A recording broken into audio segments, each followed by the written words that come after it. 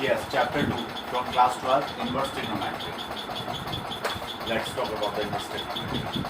In earlier chapter, we have already studied about the inverse function. If inverse function we have to go, so what is the condition first of all? It must be 1, 1 on 2 bijective, then only it will be inverse function. Inverse trigonometry, what we say inverse trigonometry? Inverse trigonometry के बारे में हम बोलते हैं fx is the function sin inverse x.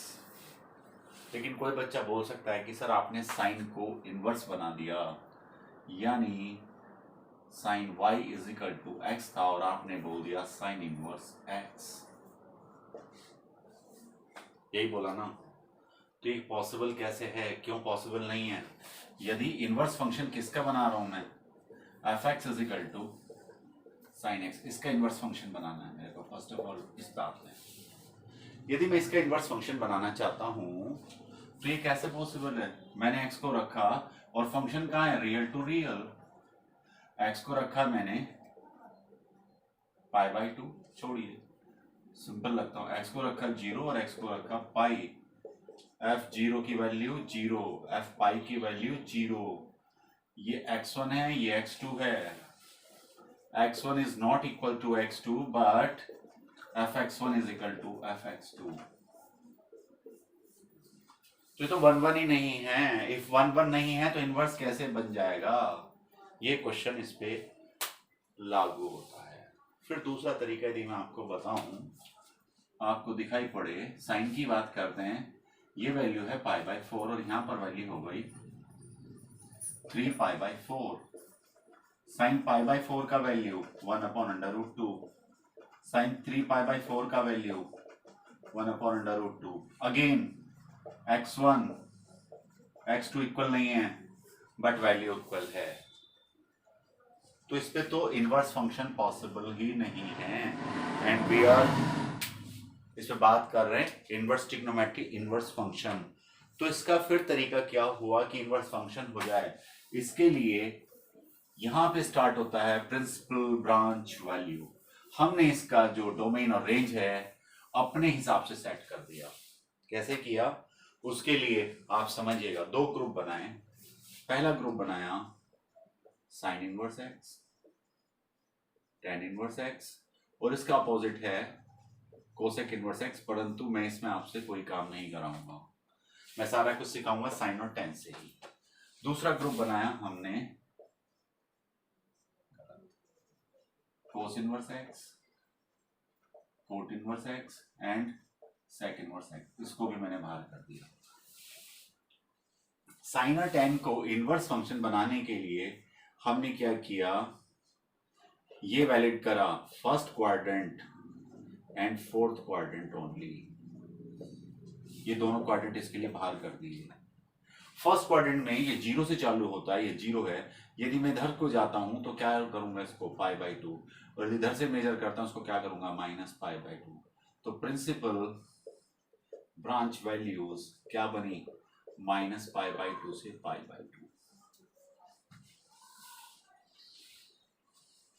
और जब हमने 10th class में क्या पढ़ा था, ट्रिग्नोमेट्री पढ़ा था, तो मैंने आपको हमेशा याद दिलाया था कि साइन इज ऑलवेज, आपको कंपोनेंट करना सिखाया था. ये मेरा यू वेलोसिटी से मैंने एक गेंद को थ्रो किया जो 2 डिस्टेंस कवर करती है, एक हॉरिजॉन्टल और एक वर्टिकल हाइट.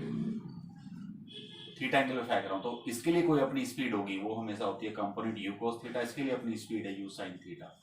तो sine is always responsible for perpendicular, cos is always responsible for horizontal base. ऐसे तो यहां पे भी आप इससे याद रख सकते हैं, this is perpendicular line, minus pi by 2 से pi by 2, cos for base. ये 0 से पाई, ये फर्स्ट क्वाड्रेंट और ये सेकंड क्वाड्रेंट. ये 2 ही क्वाड्रेंट यहां काम करेंगे, ये दोनों काम नहीं करेंगे. तो इसमें यदि मैं इसकी रीडिंग लेता हूं तो यहां से यहां तक रीडिंग ले सकता हूं 0 से पाई. तो इसकी प्रिंसिपल ब्रांच वैल्यू 0 से पाई. ये 2 क्वाड्रेंट लेने का फायदा, जितने पॉजिटिव हैं सारे यहां, जितने नेगेटिव हैं सारे यहां. ये जितने पॉजिटिव हैं सारे यहां, जितने नेगेटिव वैल्यू हैं सारे. ये 2 चीज आपको समझ में आई होंगी पक्का, आई एम श्योर. अब इस पे जो इसका प्रिंसिपल ब्रांच वैल्यू निकालने का तरीका है वो मैं आपको बता रहा हूँ, बुक के चक्कर में बिल्कुल मत पड़िएगा।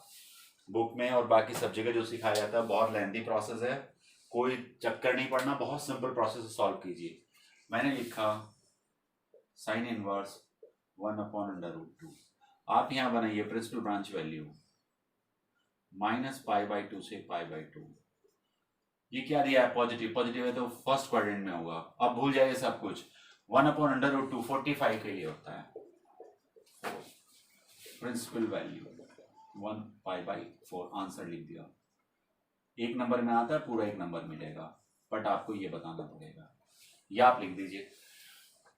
फिर मैंने इस पे एक क्वेश्चन दिया आपको, इसी क्वेश्चन को उत्तर कर देता हूं। Sine inverse -1/√2।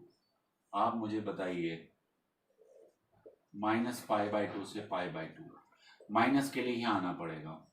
फिर भूल जाइए, माइनस का तो काम कर चुका हूं मैं। 1/√2 क्या होता है? π/4। जब मैं इसको यहां से कैलकुलेट करूंगा तो -π/4। This is the answer, principal branch value. कितने सिंपल आंसर निकालना, ऐसे ही निकालिएगा भाई, मानते हो तड़ ले जाते, कोई जरूरत नहीं फालतू काम करने की। अब इसमें आएंगे, इसके लिए मैं आपसे बोलूं कोस इनवर्स 1/√2 यही ले लिया, तो आप मुझे बताइए प्रिंसिपल ब्रांच वैल्यू 0 से पाई। 0 से पाई कहाँ जाएगा? 0 से पाई है पॉजिटिव है, फर्स्ट क्वाड्रेंट में 45 डिग्री, π/4। आंसर आ गया π/4। अब दोबारा मैंने लिया -1/√2। आप मुझे बताइए 0 से पाई होता है, माइनस कौन से क्वाड्रेंट में आएगा? सेकंड में। ये रहा सेकंड साइड। π/4 को यहां से यहां तक कैसे काउंट करते हैं? यहाँ पाई माइनस π/4। आंसर आ गया 3π/4।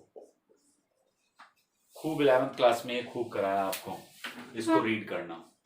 तो प्रिंसिपल वैल्यू निकालना समझ में आता है? आई एम श्योर आता है।